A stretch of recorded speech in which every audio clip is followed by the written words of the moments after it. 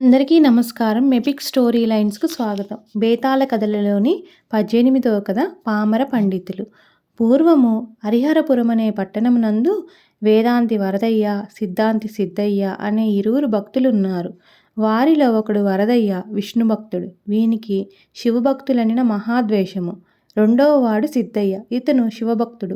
ఇతనికి విష్ణు భక్తులన్న అసహ్యము. అందుచే ఎవరికి వారే తమ తమ దైవములనే గొప్పవారిగా ప్రచారం చేసుకొనుచు ఇతరుల దైవాలని దూషించేవారు. వారిరువురు వారి వారి ఇష్టదైవాల పట్ల అమిత భక్తి శ్రద్ధలు కలిగి ఉండేవారు. సాటిలేని నియమ నిష్ఠలతో పూజలు కూడా చేసేవారు.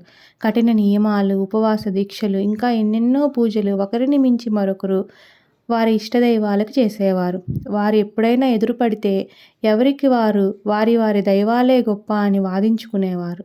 వారు అలా వాదించుకునే సమయాలలో చండ ప్రచండులై చూచేవారికి భీతి కొలుపుతూ ఉండేవారు. వారిద్దరూ ఒకరినొకరు చంపుకోవాలన్న ప్రయత్నములు సలుపుతూ బ్రాహ్మణ హత్యలు చేసి ముఠాలు రెండింటిని చేరదీసి వారికి కావలసినంత ధనమునిచ్చి ప్రోత్సహించేవారు. కానీ వారి పాపకర్మ ఫలమును అనుసరించి వారిద్దరూ ఆయా ముఠా చేతుల్లోనే తనువులు చాలించారు. వారిద్దరూ పోయిన పిదప ఆ పట్టణమంతా మత కలహాలు, కక్షలు లేక సుఖంగా ఉంది.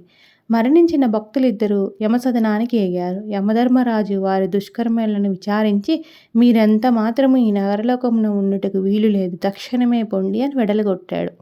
తర్వాత వారు వైకుంఠ సదనానికి ఎగారు. నారాయణ భటులు కూడా వారిని విచారించి, మీరెంత మాత్రం ఇక్కడ ఉండడానికి వీలు లేదు, దూరం పొండి అని గెంటివేశారు. తర్వాత వాళ్ళు కైలాసానికి ఎగారు. అక్కడ కూడా ఇలాంటి పరిస్థితే ఎదురైంది.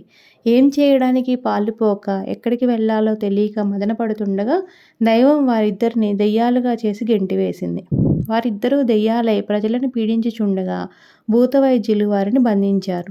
ఈ విధంగా వారు నానా హింసలకు గురి కాబడ్డారు. ఓ విక్రమార్క మహారాజా, వారిద్దరూ మహాప్రజ్ఞులు, తెలివైన వారు, అలాగే శక్తి కలవారు, మిక్కిలి సదాచార సంపత్తి భక్తి కలవారు. అయినా కూడా వారికి ఎందుకు ఈ దుర్గతి పట్టింది అని అడిగాడు. విక్రమార్కుడు ఇలా చెప్పాడు: బేతాళుడా, సహనము లేని ప్రజ్ఞ, శక్తి, భక్తి, జ్ఞాన సంపద ఎంత ఉన్ననూ అవి నిష్ప్రయోజనమే. వరదయ్య, సిద్ధయ్యలిద్దరూ మహాభక్తులే, కానీ జ్ఞానశూన్యులు, పరమత ద్వేషం కలవారు. ఎంత వారికిని పరమత ద్వేషము, పరులను నిందించుట, కులద్వేషములు పనికిరావు. అవి సమాజమును భ్రష్టు పట్టించును అని చెప్పాడు. బేతాళుడు తన నిజస్థానమునకు వెళ్ళిపోయాడు.